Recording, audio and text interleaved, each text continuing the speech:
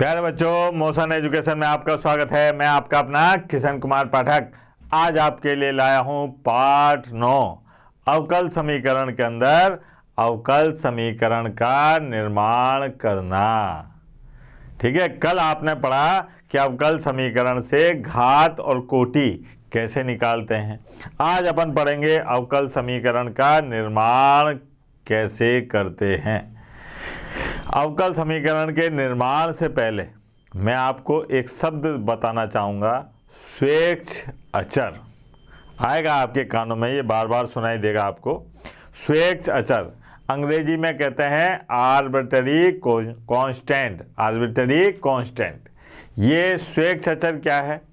ये अपने को ए बी सी ऐसे जब अचर आते हैं जो अपन मानते हैं, अपने द्वारा माने गए अचर होते हैं, उसको कहते हैं अपन स्वेच्छ अचर। अब अवकल समीकरण का निर्माण कैसे करते हैं इसके बारे में बातचीत करने चल रहे हैं। तो आपको पता है कि अवकल समीकरण क्या होती है? कल बताया था ना, ऐसा समीकरण जिसमें स्वतंत्र चर, आश्रित चर व उनके अवकलज, यानी कि समीकरण के अंदर कम से कम एक पद अवकलज का होना चाहिए। ठीक है बेटा, प्रश्न से समझते हैं। यहां पर कहा जा रहा है उन सरल रेखाओं के कुल का मतलब परिवार है ना, उन सरल रेखाओं के कुल के लिए अवकल समीकरण ज्ञात कीजिए जो रेखा मूल बिंदु से होकर गुजरती है। अब भैया आपको याद है कि रेखा का समीकरण क्या होता है? ये होता है बेटा y बराबर mx प्लस सी, ये होता है ना, mx प्लस सी। यहाँ पर दो स्वेच्छ अचर हैं m और c, पहली बात। ठीक है, आपको याद हो तो ये ऐसे करके फोटो बनाई थी मैंने, ये c था, ठीक है, और ये थीटा था, और m बराबर क्या होता है tan थीटा। m क्या होती है? प्रवणता। लेकिन यहाँ पर कहा जा रहा है कि रेखा मूल बिंदु से गुजरती है, तो यहाँ बताएंगे कि चूंकि रेखा मूल बिंदु से गुजरती है, रेखा मूल बिंदु से गुजरती है, इसलिए क्या होगा बेटा? c बराबर 0। तो जो अपनी रेखा है वो है y बराबर mx, ये है सर। इस प्रश्न के अनुसार जो रेखा का समीकरण बनेगा वो ये बनेगा y बराबर mx। अब यहाँ पर एक स्वेच्छ चर है, एक m, तो इसका मतलब जो इसका अवकल समीकरण होगा उसमें एक बार यानी कि एक कोटि का अवकलज आएगा। कितने कोटि का? एक कोटि का अवकलज आएगा। तो यहाँ देखते हैं साहब कैसे आएगा। x के सापेक्ष अवकलन करने पर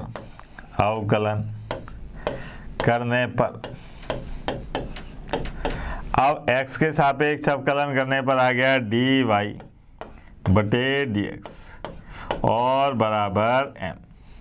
ये हो गई समीकरण 2। अब अपना उद्देश्य क्या है साहब? इस समीकरण में उद्देश्य होता है इसको गायब करना, स्वेच्छ अचर को विलुप्त करना। अब बालक यहाँ पर एक दिमाग में क्वेश्चन ला सकता है कि सर इसका तो बहुत आसान तरीका है, एक बार और अवकलन कर लो तो ये हो जाएगा d2y dx², और ये m है, अचर है, तो इसका अवकलन हो गया 0।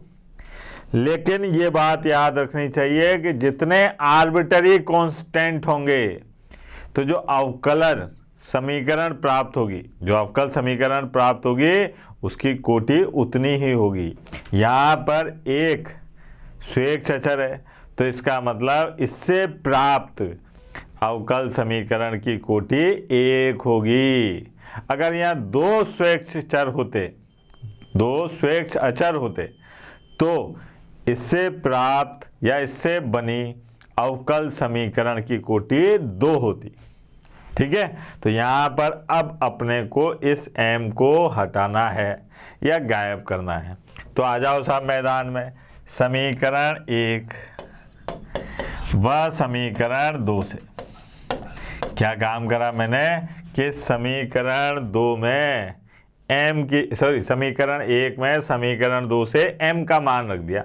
देखो आप y बराबर और x, m का मान आ गया dy बटे dx, तो ये आ गया x dy बटे dx और माइनस y बराबर 0।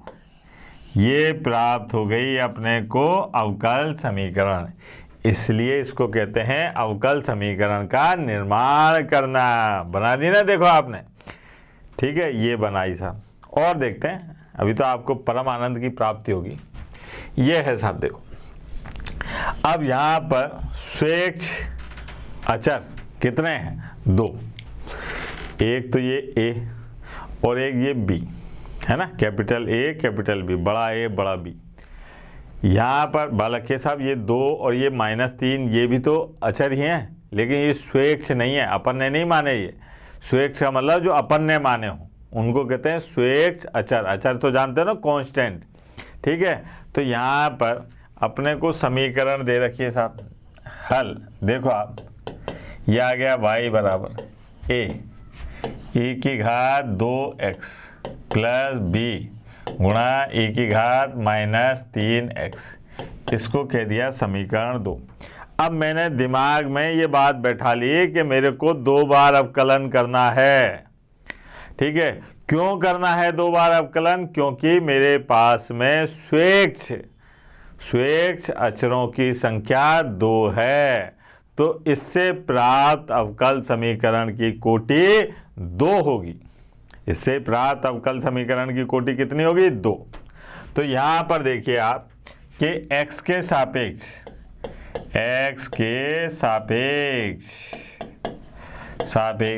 अवकलन करने पर x के सापेक्ष अवकलन करने पर क्या आएगा बेटा? dy बटे dx बराबर, यह आ गया e की पावर 2x का e की पावर 2x और 2x का गुणा 2। फिर यहाँ पर देखो b e की पावर -3x और -3x का -3, यह आ गया। लक्षण से लिखा तो यह आ गया dy बटे dx और 2 गुणा e की पावर, यह आ गया 2x -3b गुणा e की पावर -3x, ये हो गई समीकरण नंबर 2, ठीक है। ये तो एक भी नहीं हटा। अब क्या काम करते हैं साहब? x के सापेक्ष पुनः अवकलन करने।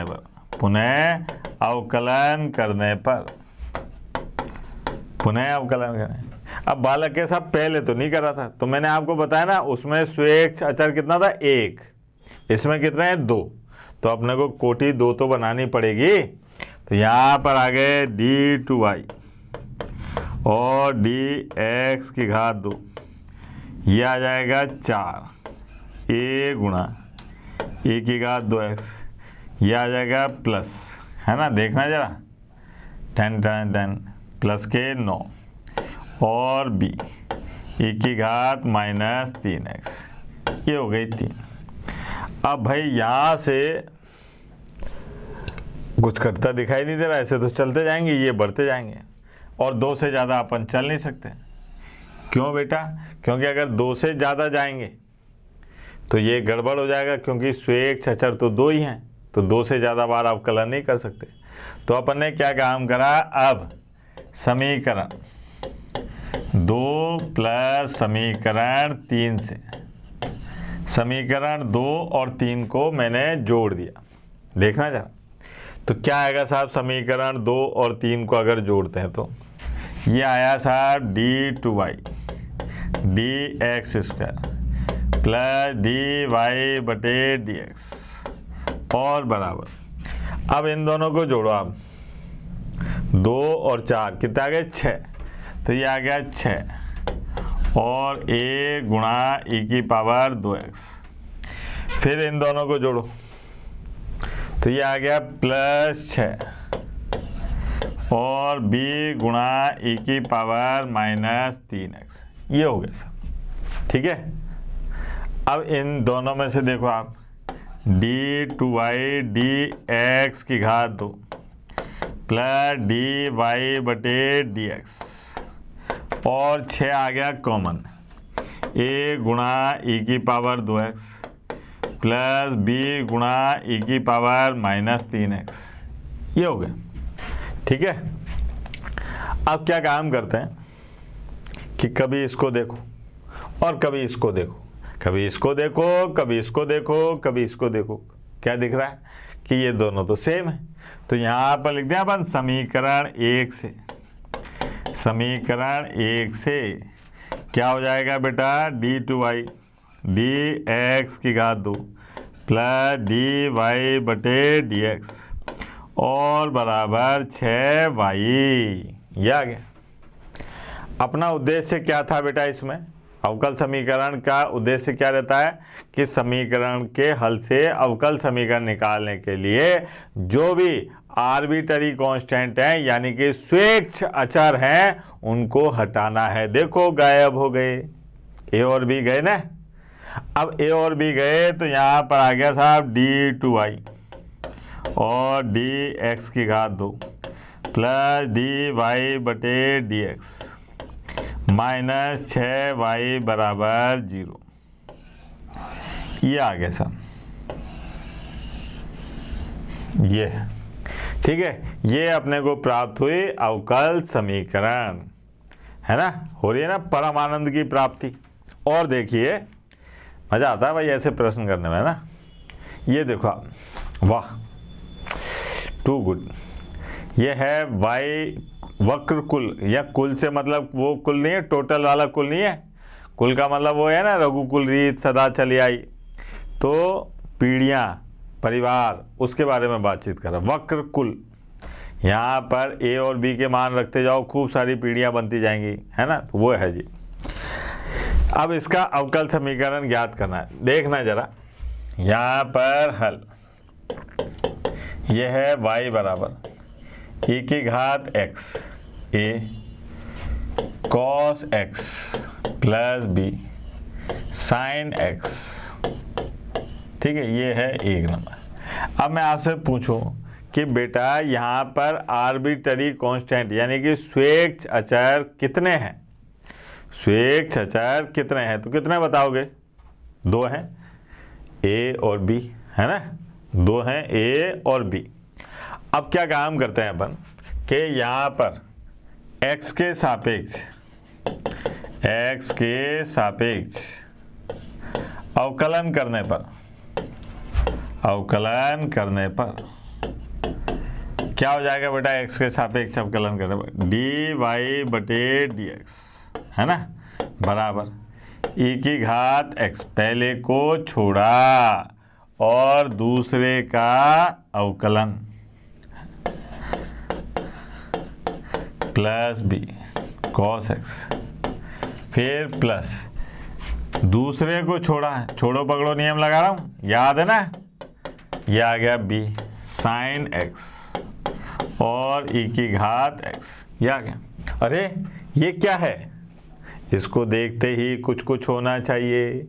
ये क्या है बेटा, अरे ये तो समीकरण 1 से y का मान है। तो यहाँ पर समीकरण 1 से क्या हो जाएगा, dy/dx बराबर e की घात x, है ना, -x लिख दिया गलती से, कोई बात नहीं, इंसानों से ही गलती होती है बेटा। e की घात x और minus a sin x plus b cos x और प्लस y। ये हो गई समीकरण नंबर 2, ठीक है। अब सर पुनः x के सापेक्ष अवकलन करने पर, पुनः x के सापेक्ष अवकलन करने पर अब पुनः x के सापेक्ष अवकलन कर रहे हैं तो d2y dx की घात 2 बराबर, इसको वही छोड़ो पकड़ो नियम, पहले को छोड़ा और दूसरे का अवकलन, तो ये आ गया a cos x और माइनस b sin x, ठीक है। फिर प्लस यहाँ आएगा अपने पास में माइनस a sin x और b cos x और सब e की घात x प्लस dy बटे dx, ये हो गया साहब। अब इसको ध्यान से देखो आप, ये जो है ये इसका माइनस, ये क्या है माइनस y, ये क्या है बेटा माइनस y। तो समीकरण 1 व समीकरण 2 से, समीकरण 1 व समीकरण 2 से क्या हो जाएगा बेटा, देखना जरा, d2y और dx की घात 2, ये है माइनस y। इसकी जगह देखो आप, ये इसकी जगह क्या आएगा, यहाँ देखो आप, ये इसको इधर लेके जाएंगे तो क्या मान आएगा प्लस, है ना, dy बटे dx और माइनस y, है ना, और प्लस dy बटे dx। अपना उद्देश्य था कि ये जो स्वेच्छ अचर हैं ये गायब हो जाए, हट जाए, देखो आप हट गए। अब यहाँ पर क्या बच रहा है, d2y, समीकरण जो बची वो बची d2y dx की घात 2, ये dy बटे dx, dy बटे dx, 2 dy बटे dx, तो ये आ गया माइनस 2 dy बटे dx, ठीक है। ये माइनस y, ये माइनस y, तो क्या हो गए माइनस 2y, ओलाडी आए तो क्या हो गए प्लस 2y बराबर 0। ये आ गई बेटा, देखो अवकल समीकरण, कितनी प्यारी अवकल समीकरण आ गई, है ना। आसान काम, कठिन काम नहीं है, बस दिमाग में ये बात याद रखो। अगर टारगेट पता हो, आप फोकस हो बिल्कुल कि भाई जितने आर्बिटरी कांस्टेंट होंगे, यानी कि जितने स्वेच्छ अचर होंगे, मेरे को अवकल समीकरण जो प्राप्त होनी है उसकी कोटि भी उतनी होगी, ठीक है। इसका मतलब उतनी ही बार मेरे को अवकलन करना पड़ेगा। अब उतनी ही बार अवकलन करके फिर उसके बाद में आप जितनी तरकीब लगा सकते हो, जितना जादू टोना कर सकते हो उस स्वेच्छ अचर को विलुप्त करने पर, ठीक है, वो कर दो सब, ठीक। उसके बाद अवकलन नहीं करना है। अब बालक कहे कि साहब ये तो ख़त्म नहीं हुआ, एक बार और करो, एक बार और करो, तो ऐसे करना नहीं है अपने को कि अवकलन ही करते रहें, ठीक है। उतनी ही बार अवकलन करना है जितने स्वेच्छ अचर हैं, ठीक है। आगे बढ़ते हैं बेटा, इस समीकरण को देखिए, यहाँ पर वक्र कुल x की घात 2 प्लस y की घात 2 बराबर a की घात 2 के लिए अवकल समीकरण ज्ञात कीजिए। ये किसका समीकरण है, ये वृत्त का समीकरण है। किसका, वृत्त, जिसका केंद्र मूल बिंदु है और त्रिज्या a है, त्रिज्या a है। तो a क्या है, आर्बिटरी कांस्टेंट, स्वेच्छ अचर। कितने हैं स्वेच्छ अचर, 1। तो इससे जो प्राप्त होगी अवकल समीकरण, उसकी कोटि कितनी होगी, उसकी कोटि भी होगी 1, उसकी कोटि भी कितनी होगी 1। तो चले मैदान में, यहाँ पर आए साहब हल, हल ये है x की घात 2 प्लस y की घात 2 बराबर a की घात 2, 1 नंबर। अब यहाँ से x के सापेक्ष अवकलन करने पर, अवकलन करने पर क्या हो जाएगा, x के सापेक्ष अवकलन करने पर 2x प्लस 2y और dy बटे dx, यह आ गया।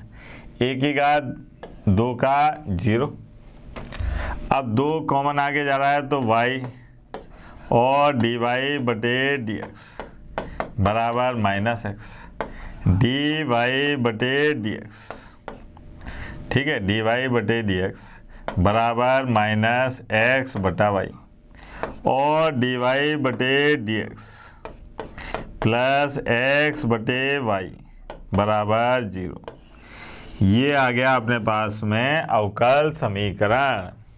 ठीक है, कितना आसान था, ये ज़्यादा कठिन नहीं था सर। और देखते हैं, ये देखो अब यहाँ पर ये दे रखा है y बराबर a cos x plus B, जहाँ पर a और b स्वेच्छ अचर हैं के कुल का अवकल समीकरण ज्ञात कीजिए, के कुल का अवकल समीकरण ज्ञात कीजिए। अब यहाँ पर स्वेच्छ अचर कितने हैं बेटा, a और b, a और b। इसका मतलब ये हुआ कि इससे जो अवकल समीकरण प्राप्त होगी, इससे जो अवकल समीकरण प्राप्त होगी उसकी कोटि कितनी होगी, उसकी कोटि होगी 2। ठीक है, क्योंकि अवकल समीकरण की कोटि किस पर आधारित होती है, स्वेच्छ अचर पर। देखें साहब, यहाँ पर आता है हल, हल ये दे रखा है y बराबर a cos x plus B, यह है समीकरण नंबर 1। ठीक, अब x के सापेक्ष, x के सापेक्ष अवकलन करने पर, अवकलन करने पर यहाँ पर आएगा डी वाई बटे डी एक्स बराबर, यह आ जाएगा, देखना इसका अवकलन क्या होगा बेटा, माइनस ए साइन और x प्लस बी, ये हो गया सब। ठीक है, यही होगा cos x का माइनस साइन x, ये x प्लस बी को अपन ने माना तो x का तो 1, b का 0, कोई मतलब ही नहीं। अब यहाँ पर क्योंकि स्वेच्छ अचर 2 हैं तो एक बार और अवकलन कर लेते हैं, तो ये आ गया अपने पास में x के सापेक्ष, x के सापेक्ष पुनः अवकलन करने पर, पुनः अवकलन करने पर, पुनः अवकलन करने पर क्या हो जाएगा, d/y और dx की घात 2 बराबर, यह आ गया माइनस ए और cos x प्लस बी, ये हो गया, ये समीकरण 3। अब इसको देखो और कभी इसको देखो, यानी कि समीकरण 1 से, समीकरण 1 से क्या हो जाएगा बेटा, देख ले, आंखों में आंखें डाल, ये क्या है, ये है y, तो ये आ गया माइनस वाई, तो यहाँ से क्या हो जाएगा, d/y और dx की घात 2 प्लस y बराबर 0।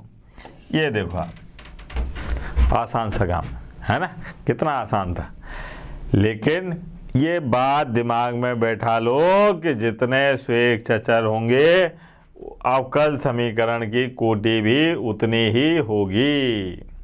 ठीक है, आगे बढ़ते हैं। ये देखें साहब, वक्रकुल a x की घात 2 प्लस b y की घात 2 बराबर 1 का अवकल समीकरण ज्ञात कीजिए। ठीक है, आ जाओ मैदान में। यहाँ पर हल,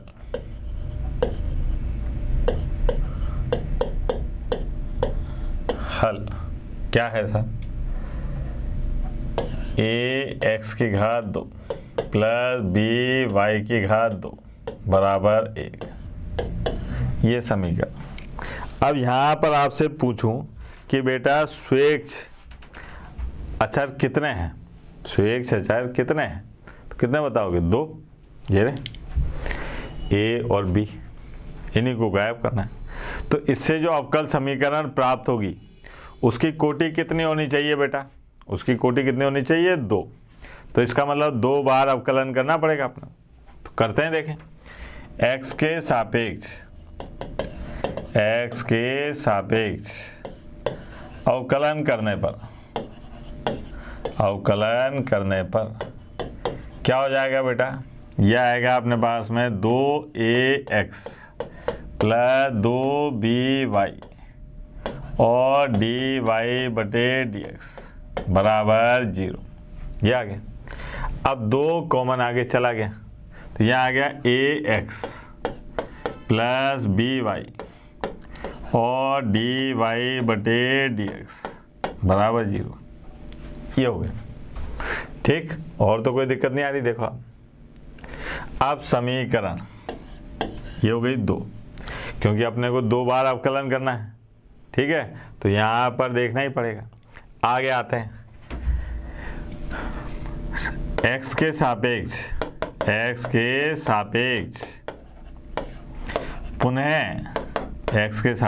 पुनः अवकलन करने पर क्या हो जाएगा बेटा? x के सापेक्ष पुनः अवकलन करने पर यहाँ तो आ गया a, है ना, और प्लस b को ऐसा रखा, y को छोड़ा और d/y dx⁻2, फिर प्लस b dy/dx को छोड़ा और y का अवकलन dy/dx। ये आ गया। अब यहाँ पर बराबर 0। ठीक है, लक्षण से लिखें साहब, a प्लस by और d/y dx⁻2 प्लस b और dy/dx इसकी होल घात 2 बराबर 0। ये आ गया। अब यहाँ पर देखो यार, a और b तो बने हुए हैं। अगर मैं एक बार और अवकलन करूँगा तो ये a गायब हो जाएगा, लेकिन मैं कर नहीं सकता। क्यों नहीं कर सकता? क्योंकि स्वेच्छ अचर 2 हैं। अब जब स्वेच्छ अचर 2 हैं तो मैं 3 बार अवकलन क्यों करूं और कैसे कर दूं? गलत हो जाएगा, नियम कहता ही नहीं है ये बात। तो अब मुझे यहाँ के बाद आगे अवकलन नहीं करना है। अब मेरे को जितने भी जादू टोट के आते हों, झाड़ फूंक आती हो, कुछ भी आता हो, है ना, उन सब को लगाकर a और b को विलुप्त करना है, गायब कर देना है। ठीक, तो देखो आप, कभी इसको देखो कभी इसको देखो। यहाँ पर इसका नाम दे दूं बेटा, इसका नाम दे दिया मैंने समीकरण 3। तो यहाँ पर समीकरण 3 के दोनों पक्षों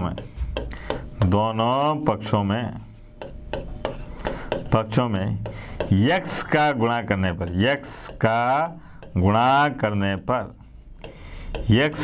करने पर क्या होगा?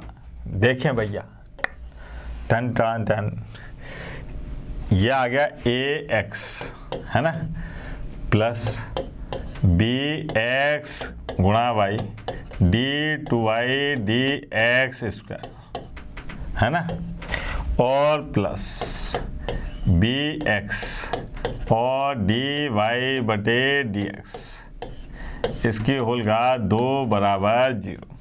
ये हो गया। अब समीकरण 2 को देखो। यहाँ से अगर मैं इस ax का मान यहाँ रख दूं तो क्या होगा? तो देखो आप, समीकरण 2 से ax की जगह क्या आएगा बेटा? Minus by dy/dx। तो यह आएगा माइनस by और dy/dx प्लस bx गुणा y d/y dx⁻2 plus bx और dy/dx इसकी होल घात 2 बराबर 0। अब देखो आप, इसमें से b कॉमन आ रहा है ना, b कॉमन, और कॉमन लेके उड़ा दो। तो भैया b कॉमन लेके उड़ा दिया तो यहाँ पर ये माइनस को पीछे ले जाऊँ, है ना, तो यहाँ पर आ गया अपने पास। यहाँ कहाँ से चाहिए? इससे चालू करते हैं, x गुणा y d/y dx⁻2, फिर प्लस, अब b तो चला गया, x और dy/dx इसकी होल घात 2। अब ये b तो चला गया, तो माइनस y और dy/dx बराबर 0। ये आ गई अपनी अभीष्ट अवकल समीकरण जो अपने को ज्ञात करनी थी। देखो आप, इसमें से मैंने सारे स्वेच्छाचार गायब कर दिए। ठीक है, तो समझ जाओ आप, पाठक सर को काला जादू आता है, कैसे गायब हो रहे हैं स्वेच्छाचार, टाइन टाइन, है ना। आगे बढ़ते हैं। वाह, ऐसा सवाल अपन ने करा था, लेकिन उसमें ज़्यादा अकल नहीं लगी थी, इसमें ज़्यादा अकल लगेगी। अब ये मत कहना आज अकल तो लाई नहीं अपन, अकल तो लानी पड़ेगी भाई। यहाँ पर हल क्या है भाई, y बराबर ए की घात 3x प्लस बी की घात 5x, यह आ गई समीकरण नंबर 1। ठीक है, समीकरण नंबर 1।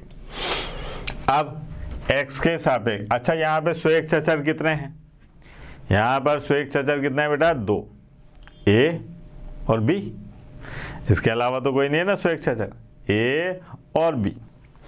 अब क्या काम करते हैं कि x के सापेक्ष अवकलन करने पर अब x के सापेक्ष अवकलन करने पर dy/dx बराबर, यह आ जाएगा 3a की घात 3x प्लस 5b और की घात 5x, ये हो गई समीकरण नंबर 2। ठीक है, समीकरण नंबर 2। फिर आते हैं अपन x के सापेक्ष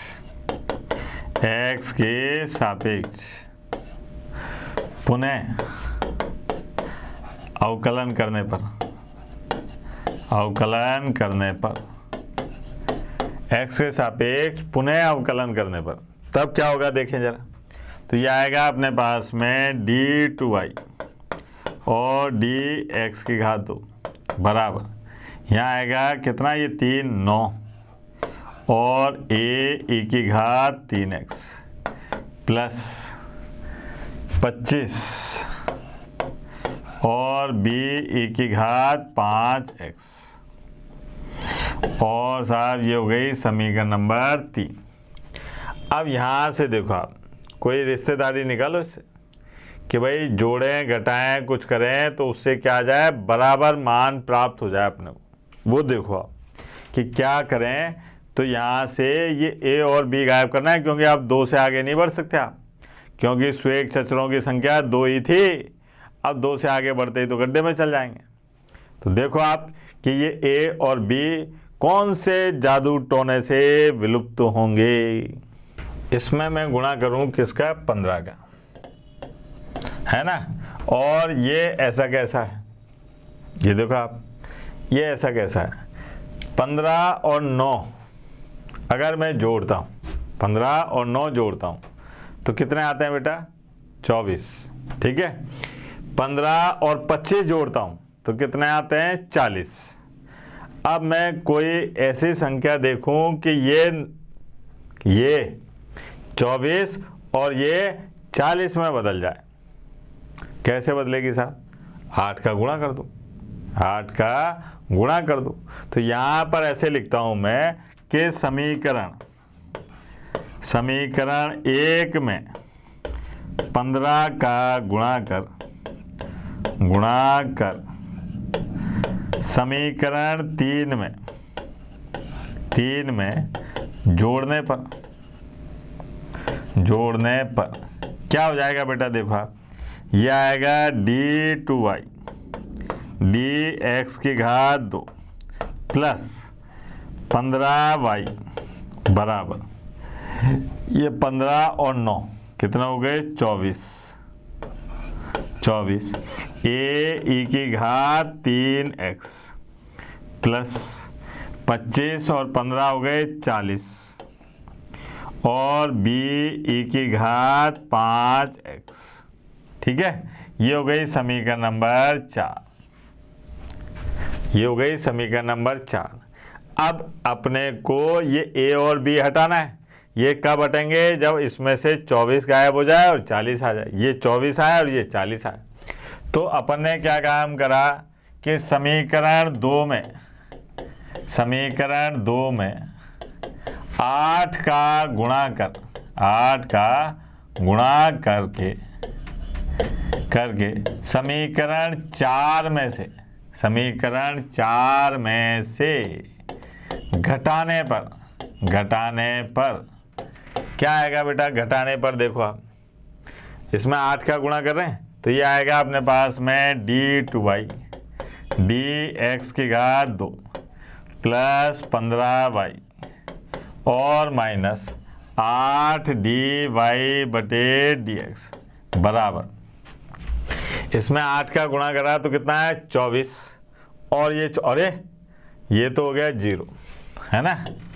फिर साहब इसमें 8 का गुणा करा 40, ये 40, ये भी 0। अरे यार ये तो आ गया, देखो आप, तो ये आया अपने पास में d2y dx की घात 2 प्लस 15y और माइनस 8 dy बटे dx बराबर 0। लक्षण से लिख दो इसको, यह आ गया d2y dx की घात 2 माइनस 8 dy बटे dx और प्लस 15y बराबर 0। ये आ गई अपने पास में अभीष्ट अवकल समीकरण। क्या आ गई? अभीष्ट अवकल समीकरण। थी ना मजेदार? अब देखिए अगला सवाल देखते हैं। अगले सवाल में क्या है बेटा? यहाँ पर वक्रकुल sine inverse x plus sine inverse y बराबर c, और c जो है वो क्या है? स्वेच्छ अचर। मतलब कि भाई यहाँ पर केवल एक स्वेच्छ अचर है, कौन? c। तो इसका मतलब इसका जो अवकल समीकरण प्राप्त होगा उसकी कोटि एक ही होगी। उसकी कोटि क्या होगी बेटा? एक ही होगी। तो आते हैं मैदान में। यहाँ पर क्या है बेटा? हल क्या दे रखा है? Sign inverse x plus sine inverse y बराबर c, ये दे रखा है। अब अपने को c को गायब करना है, तो क्या काम करते हैं? x के सापेक्ष अवकलन करने पर क्या हो जाएगा? 1/√1 माइनस x की घात 2 प्लस साइन इनवर्स y का 1/√1 माइनस y की घात 2। अब y को अपन ने x मान रखा था तो ये आ जाएगा dy बटे dx और बराबर 0। देखो स्वेच्छ अचर गायब हो गया साहब। अब अपने को दोबारा अवकलन करने की ज़रूरत नहीं है, तो अपन क्या काम करते हैं? इसको व्यवस्थित करते हैं। कैसे होगा व्यवस्थित? 1/√1 माइनस y की घात 2 dy बटे dx बराबर माइनस 1/√1 माइनस x की घात 2। अब यहाँ से आ गया dy बटे dx बराबर माइनस, इसको इधर ले जाओ तो ये आ जाएगा अंडर रूट के अंदर 1 माइनस y की घात 2 1 माइनस x की घात 2। अब चाहो तो ऐसे लक्षण से लिख लो कि dy बटे dx और प्लस अंडर रूट में 1 माइनस y की घात 2 1 माइनस x की घात 2 बराबर 0। ये आ गया अपने पास में अवकल समीकरण। ये है सर। तो आज अपन ने अवकल समीकरण का निर्माण करना सीखा। क्या सीखा बेटा? अवकल समीकरण का निर्माण करना। कल अपन क्या करेंगे? अवकल समीकरण का हल ज्ञात करना सीखेंगे कि भाई अवकल समीकरण का हल कैसे ज्ञात करते हैं। ठीक है, तब तक के लिए टाटा बाय बाय, धन्यवाद। आज के लिए इतना ही बहुत था। ठीक बेटा, कल फिर मिलते हैं। आशा करता हूं हमारे टॉप एजुकेटर का यह लेक्चर आपको पसंद आया होगा। अगर पसंद आया है तो वीडियो को लाइक करिए, चैनल को सब्सक्राइब करिए और शेयर भी करिए, क्योंकि ज्ञान बांटने से बढ़ता है और सही बताऊं तो पुण्य भी मिलता है। मुझे सुनने के लिए बहुत बहुत धन्यवाद। Thank you.